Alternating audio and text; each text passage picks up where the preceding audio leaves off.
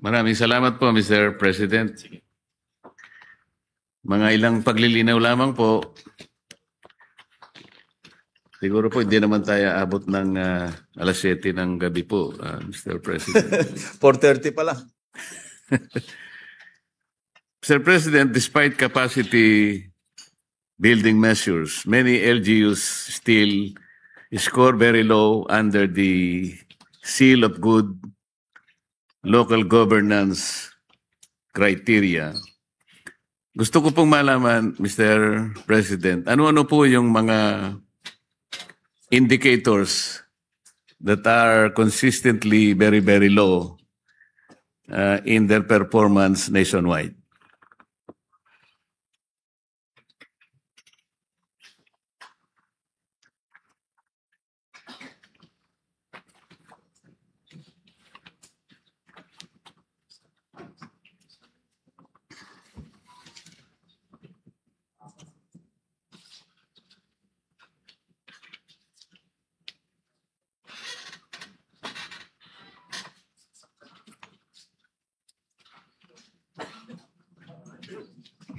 Your Honor, Mr. President, ito po kasing SGLG has become complicated, no? Through the years. So the DILG decided to trim down ito pong ano nila, no? Clustering into three. Ito pong una yung fiscal management.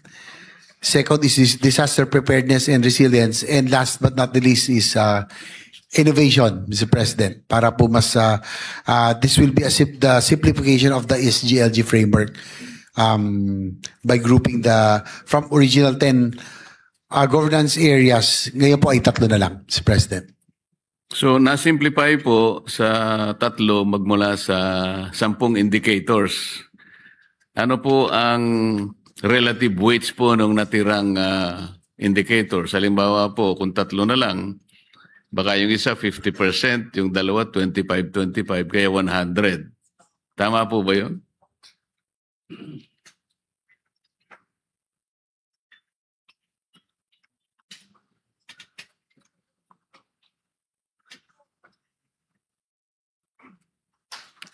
Mr. President, they're still finalizing and crafting the final criteria. Wala pa ho at present. No, Mr. President.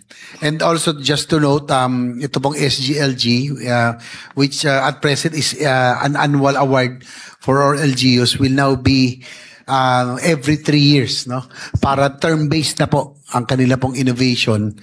The rationale being, Mr. President, Your Honor, there are about 4.5 million man-hours that is being wasted in the conduct of the SGLG awards from the DILG personnel, Mr. President. Kaya gagawin po nila. Wala pa yung LGU dito, Mr. President. So if you include the LGU, sa abot daw ng 10 million man-hours. So kaya po yun yung rationale why they will now make it term-based. So every 3 years na po ang SGLG. Very laudable po kasi ang objective nito. Kailangan nating masukat yung kakayahan po ng bawat LGU sa kanilang pamamahala, paggugobyerno sa kanilang mga constituents. Kaya po naging interesado ako na makita ko ano-ano itong mga indicators na ito. Realistic po ba ito? At paano po ko quantify? Bigyan ko po kayo ng halimbawa, Mr. President. Sa kagustuhan ko po nung nasa ako'y mababang kapulungan ng Kongreso, ako po kasi ay na-inspire doon sa isang index na ginagawa po sa bansang Bhutan. Ano po? Meron silang smiling index, yung happiness index. So, naimungkahi ko po doon sa dating NEDA. Ngayon po atay DepDep. Pumunta po ako. Ako pong mag-isa ang pumunta eh. Dahil sa gusto ko pong sukatin, ano-ano po yung mga indicators na pwede natin gamitin para lang malaman natin masaya ang isang tao o hindi. Tinawag ko po yun tentatively, Mr. President, na ngiwi o ngiti. Kasi po nakangiwi, medyo mabigat ang kanyang problema. Ano po? Pag nakangiti, medyo masaya yon.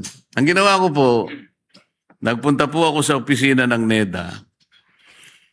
Siyempre po, ang NEDA ay mga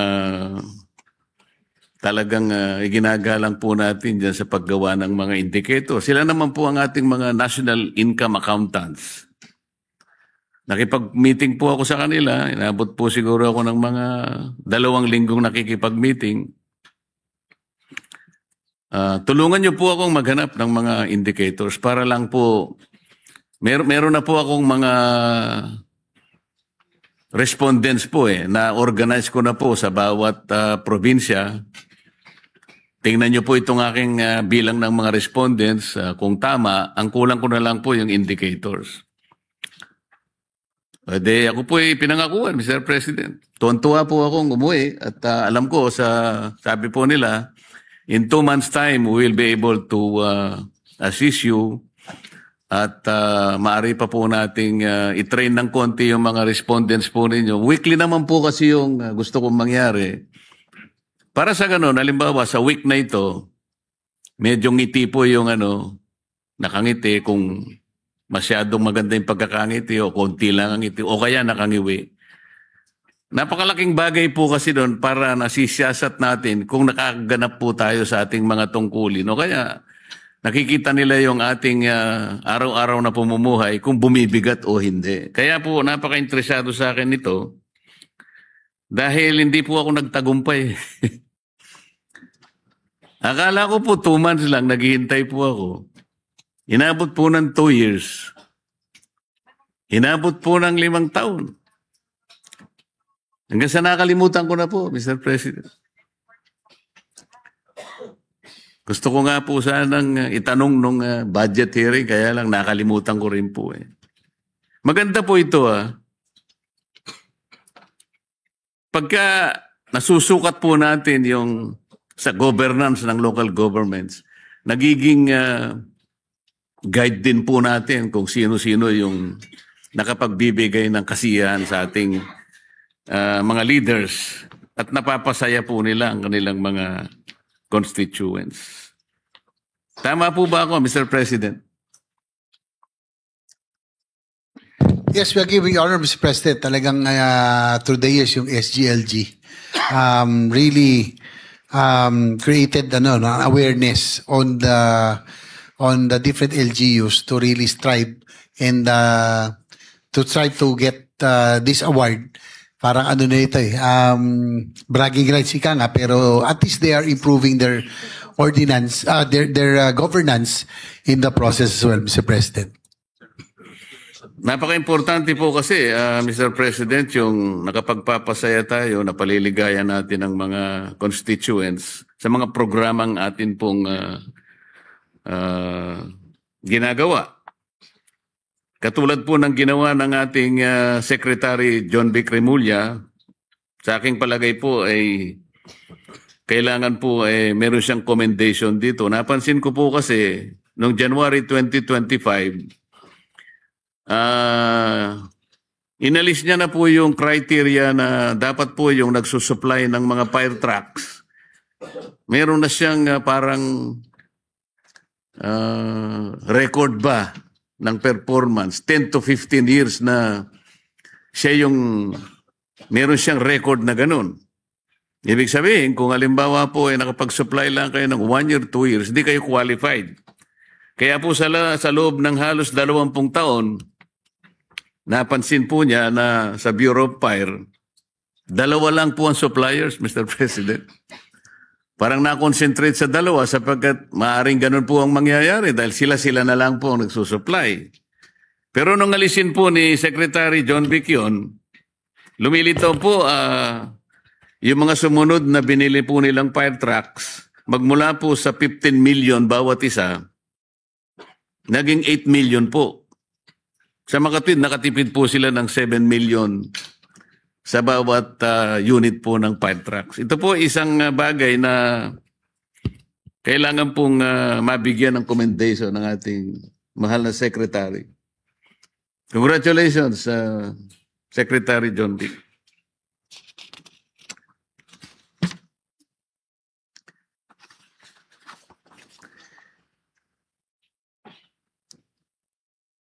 Ano po ba itong ECCD, Mr. President? It's Early Childhood Care Development Council, Your Honor, Mr. President. Early Childhood Care Development. Care Development.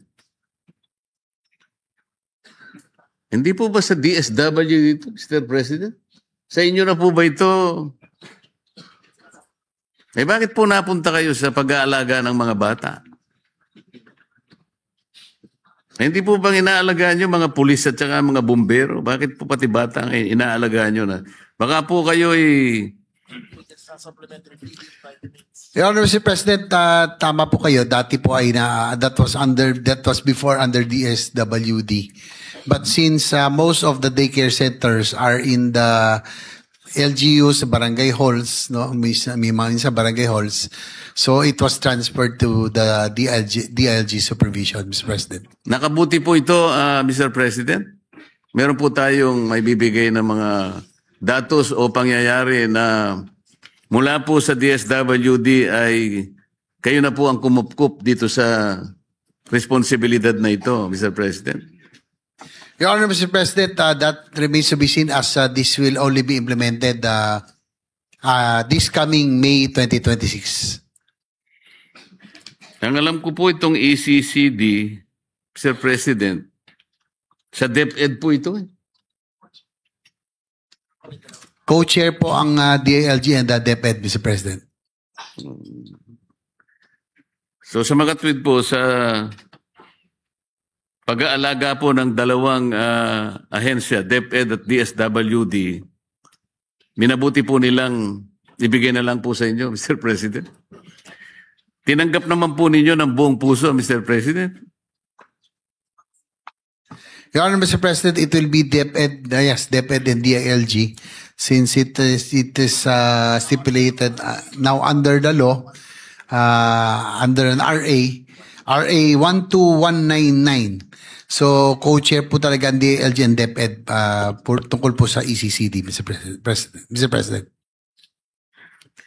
Mr. President, meron pong special provision ngayon doon sa reimbursement ng expenses na kanilang ginasta sa anti-smuggling and economic subversion operations. Bakit po, Mr. President? Why is there a need for reimbursement of expenses, specifically for anti-smuggling and economic subversion operations? Hindi po ba ito'y parte na rin ng inyong ahensya sa usual operations with corresponding budget allocations?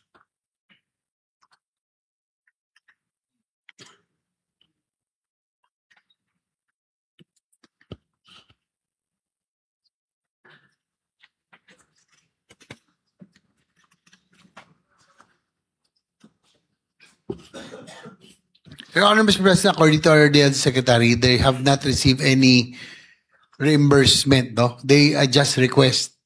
Malaki kasi ang performance na PNP sa anti-smuggling na cigarettes at agricultural products. So, nag-aantay ng... Your Honor, Mr. President, they are also, to add that they are requesting for additional funding because the PNP plays an important role in the anti-agriculture smuggling, agriculture economic sabotage, especially when it comes to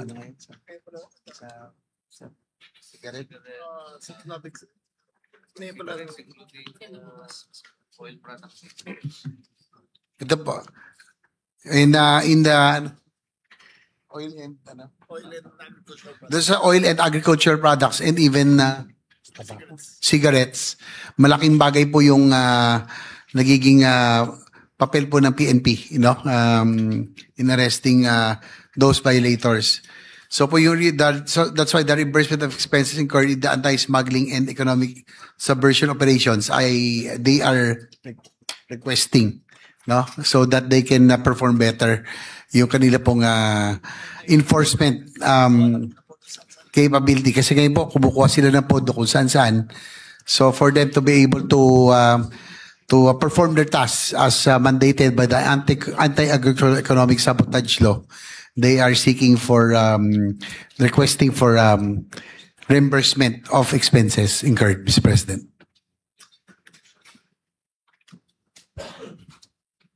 I hope this can be justified, Mr. President, dahil kasama po kasi sa budget allocation. Although I believe an additional compensation, probably by way of reimbursement, can be siguro, pwede rin po siguro, kaya lang baka magkaroon po ng problema dahil naka-budget po. Yun lang naman po yung concern, Mr. President. You know? Pero po, yung pong mga kargamento o mga items pong nako-confiscate ninyo, nakukuha po ninyo dyan sa mga iba't ibang mga gumagawa ng hindi mabuti, nai-inventaryo po ba lahat ito? At saka ito po ba'y naibebenta? At kung sakaling naibebenta, paano po na-account yun, Mr. President?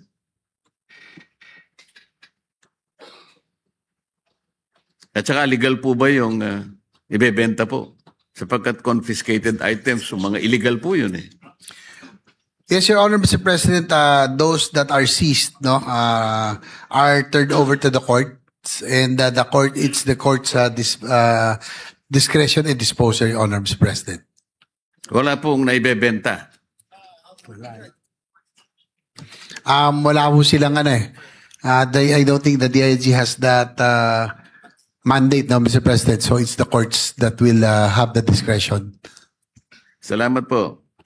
Meron po ang DILG na program, kung tawagin po ay Bantay Corruption. Ito po ay na-launch na yata noong pang October 2018. Ito po ay isang programa para makatulong po, ma-intensify po yung ating laban against corruption sa buong bansa.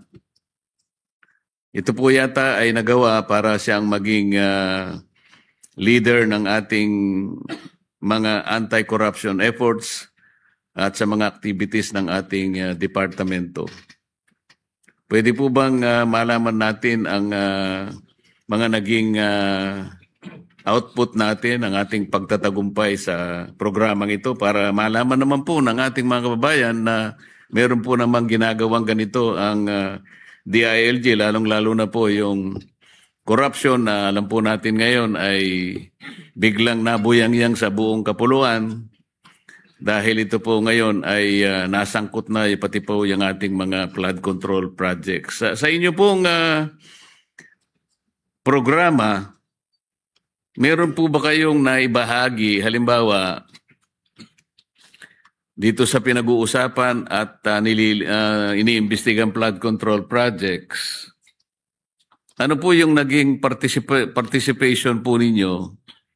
Kayo po ba ay nakatulong? Kayo po ba ay nakahuli dito sa investigasyon na ito para maibahagi po ninyo sa Blue Ribbon Committee kung sakasakali po? Dahil malaking bagay naman po ito, ang LGUs po ay malaking isa pong importanteng partners po ng lahat ng ahensya kung ang pag-uusapan po ay ang pagbabantay ng katiwalian sa ating bansa. Your Honor, Mr. President, according to our DILG Secretary, they will be now shifting to they will now be using technologies so as to prevent human intervention, no? Lalong-lalo na po rito nung sumabog po itong floodgate scandal. So one of the first steps is the establishment of an artificial intelligence or AI backbone for monitoring government construction projects, no? Para po lesser human intervention. So they will rely on technology, Mr. President. Tapos, ito pa.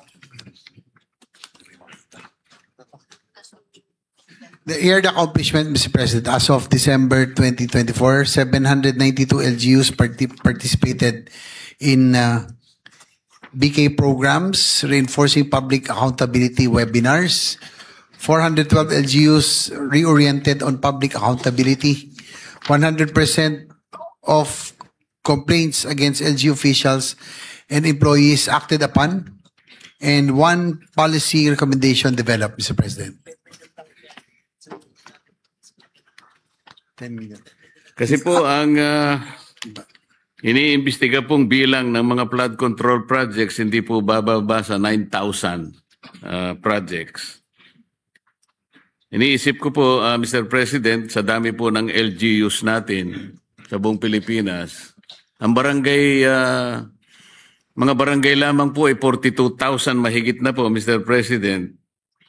So, napakalaki po ng may tutulong ng bantay corruption. Ang tinatanong ko lang, baka sakali sa 9,000 flood control projects na ating pong iniimbestiga, baka meron po kayong napansin o nakita na naitala na talagang mga ghost projects talaga, makakatulong po kayo na makapagbigay ng kaukulang impormasyon sa ating Blue Ribbon Committee.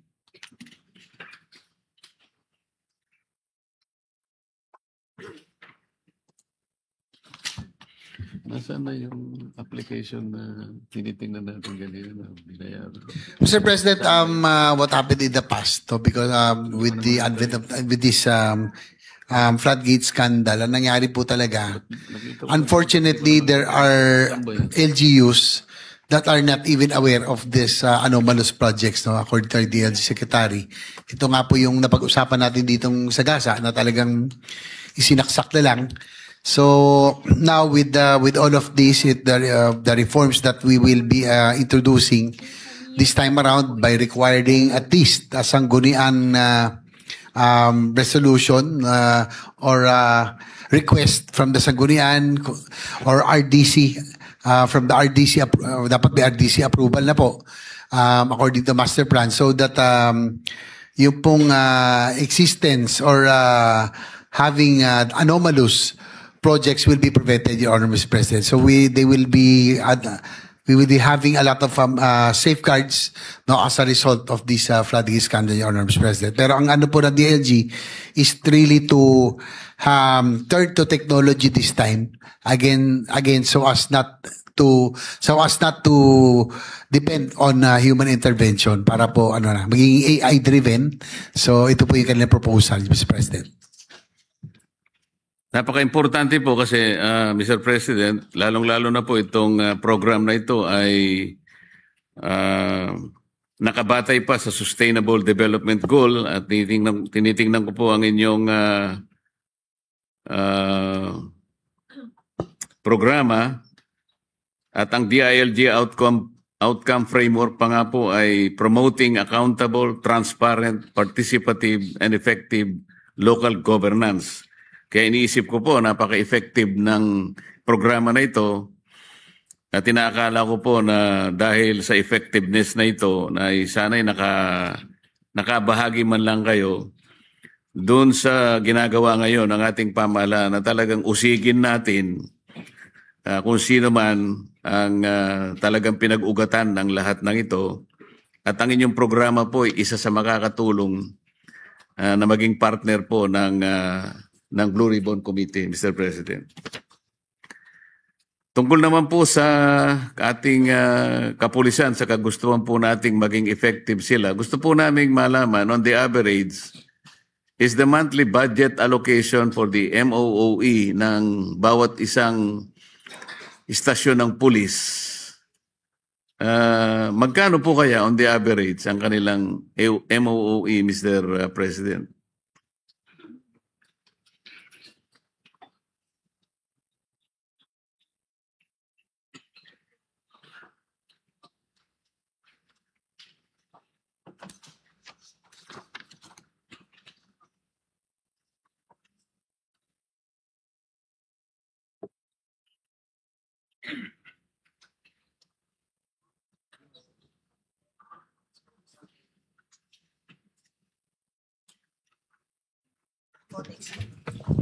For next year, Mr. President, Your Honor, the ratio or per capita is 1:2.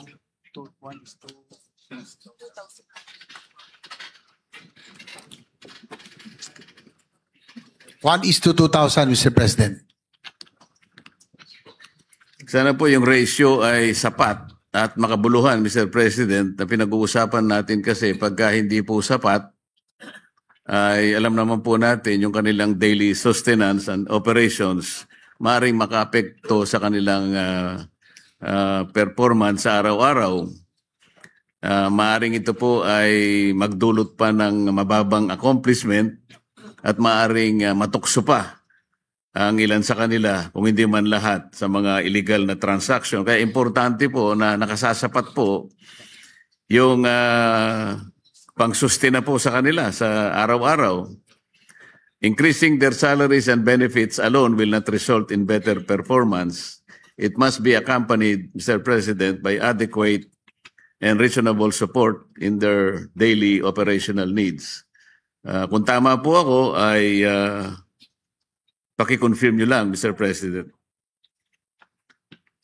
Mr. President, actually, just to set it straight, yung current MOE pala is 1,660. And for 2026 NEP, it will increase to 2,000. So, nadagdagan po natin ng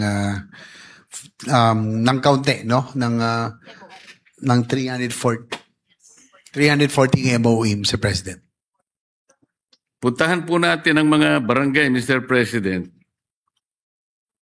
Do you have an idea how much is the average honorarium of a barangay captain per month?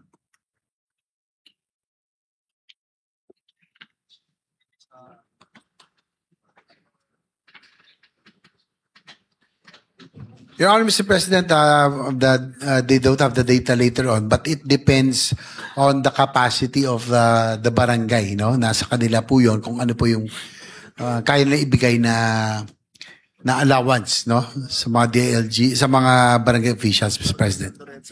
Kasi po, Mr. President, yung kanilang tinatanggap na honorarium, nakadepende po yun dun sa kanilang era eh. Yung tinatawag na nata na natin ngayon. Tsaka ang isa po talagang yung discrepancy po talaga ng mga barangays, no?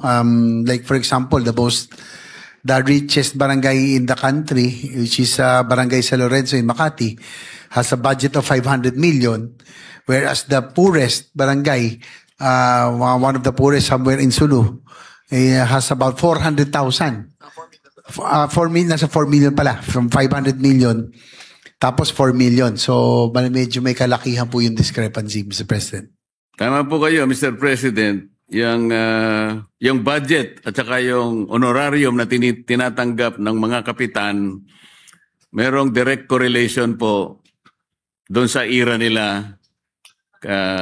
Katulad po ng isang pangkaraniwang barangay, tinatanggap po ng barangay kapitan sa isang pangkaraniwang barangay ay 5,000 pesos. Pero po dun sa mga affluent barangays, meron pong umaabot ng 30,000 to 35,000 pesos per month. So makikita po nyo yung discrepancy. Doon po sa mga tumatanggap lang ng 5,000, ang average po nationwide is only about 7,000 pesos per month, Mr. President.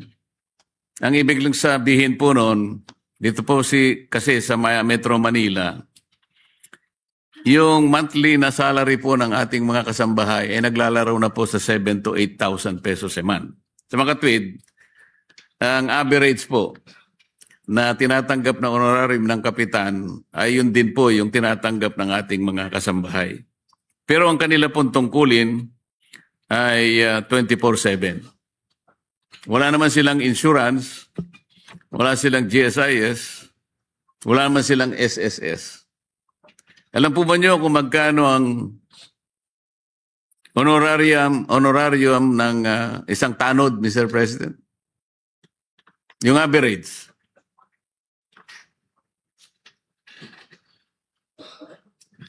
Your Honor, Mr. President, it also depends on the capacity of the barangay, Mr. President. 900 pesos po, Mr. President, ang average. Kasi po,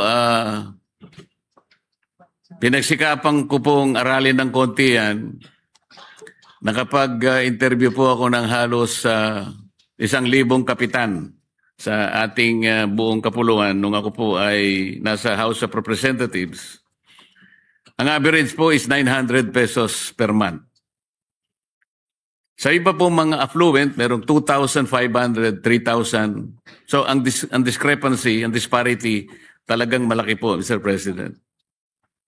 Alam niyo rin po ba kung magkano ang tinatanggap na honorarium ng miyembro ng Lupon Tagapamayapa?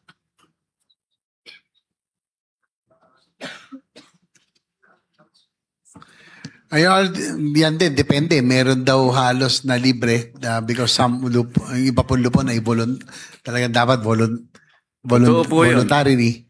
So, iba-iba daw talaga. Totoo po yun. Sa akin pong pagtatanong sa kanila, na ang average po na tinatanggap nila, 300 pesos per month.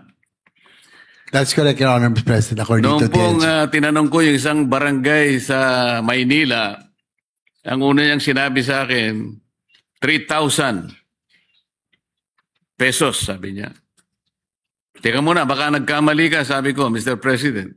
Kasi ang kwenta ko rito, 300 pesos lang per month. Bakit ikaw, 3,000? Napakaswerte ka ako ng membro ng Lupon Tagapamayapa. Ay, hindi pong ibig ko sabihin 3,000 pesos per year. Ganun po ang kalagayan. Kaya nung tingnan ko po yung mga nota ko po doon sa kanyang barangay, siya pala yung pinakamagulong barangay sa buong Pilipinas. Wala po sigurong gustong maging membro ng kanyang lupon sapagkat kung 3,000 pesos per year, magtitinda na lang po siguro siya ng sago at gulaman siguro, Mr. President. Well, that's Mr. President, that's the sad reality of our workers in barangay, no?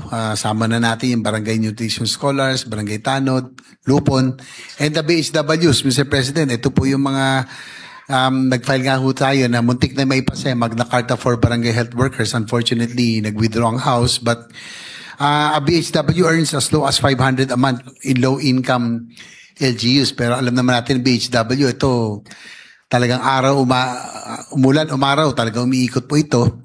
We're hoping that we can find a solution. Yung proposal nga natin to make it uniform, mga 3rd to 5th class BHWs na talagang hindi kayang bigyan ng decenteng compensation will receive about 3,000 pesos at least.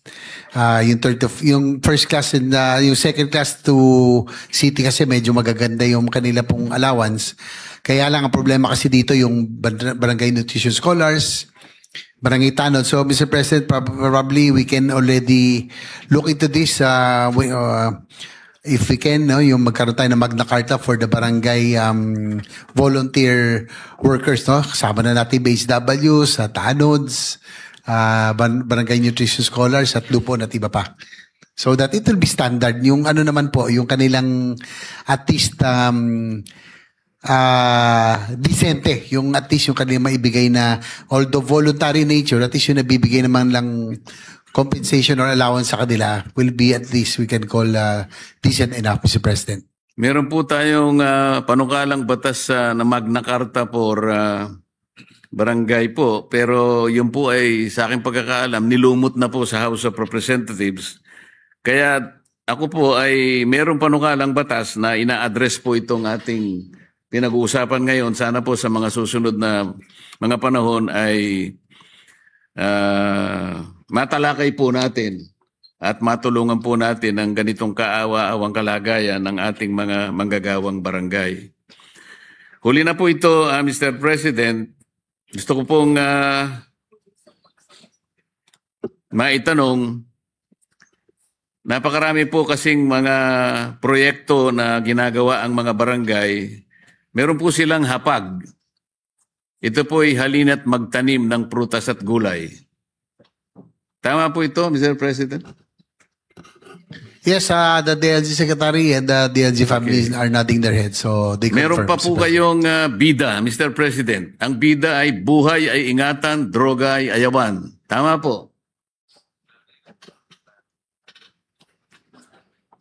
Yung pong bida, Mr. President, according to our DL Secretary, is not anymore standard. Pero po yung isa, Bakit hapat po? po ay, Ang ganda ongoing. po nito Buhay ay ingatan. Ayaw na po ba nating ingatan ang ating buhay? Bakit ito po inalis nyo? Uy,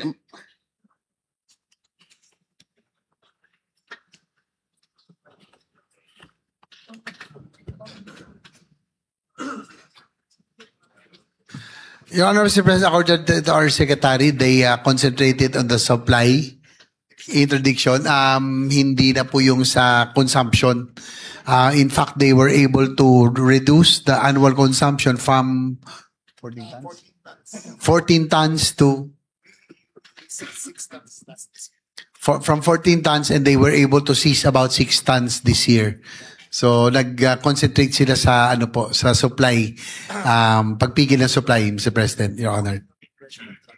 pero pwede rin po kasi droga ay ayawan. Kasangkot na rin po yun. Kasi kung wala nang gagawa ng droga, aayaw na po silang lahat.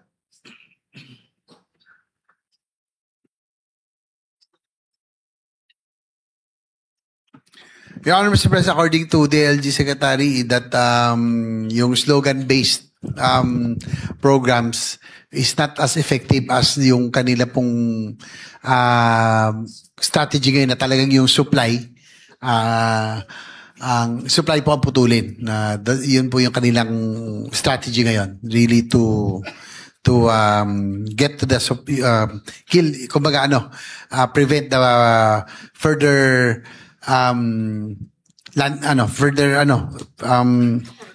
further proliferation of drugs by cutting the supplies off, Mr. President. So nung inalis po nyo yung bida, ano pong ipinalit nyo? Kontrabida.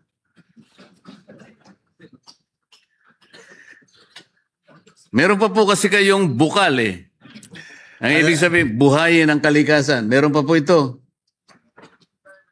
That will be from the environment, Your Honor, Mr. President, sa Oo nga environment po, program. nandyan pa rin po.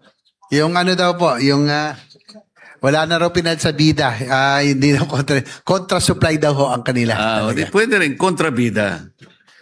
So, bukal, buhayin ang kalikasan. Buhay pa po ito. May mga barangays daw po na may gumagawa, Mr. President. Aba, kailangan po. Ito po, lahat po ito merong memorandum Alam ko po, pinagtibay po ito ng DILG. Meron pa po kayong kalinisan. Bukal is tree planting, Your Honor, Mr. President. Tree planting program sa mga barangays. Opo, alam ko po yun. Yung kalinisan, ano po ibig sabihin nun?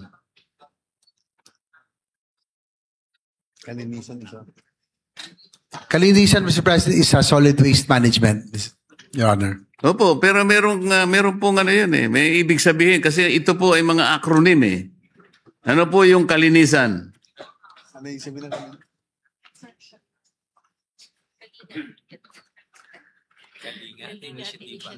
Ako po kasi sinusubaybayan ko yung mga programa ninyo Kalinga at inisyatiba para sa malinis na bayan. Yun po yung nakalagay Tama dito, po. Yan nga po ang kalinisan. yung barko, ano po? Meron po kayong barko Barangay Road Clearing Operations, Mr. Ayan. President. Listo sikap. Disaster Risk Reduction Management, Mr. President. Ang layo naman. Listo sikap. Ang layo naman ang ibig sabihin. Hapag kay PBB. Alert. Ibig sabihin daw kasi alert yung pong listo. Ano po yung hapag katutubo? Alam po niyo, Mr. President, kaya ko po binanggit ito, mga importante pong mga programa na kung itataguyod po, lalo na po yung hapag. Yung hapag, halina't magtanim ng prutas at gulay.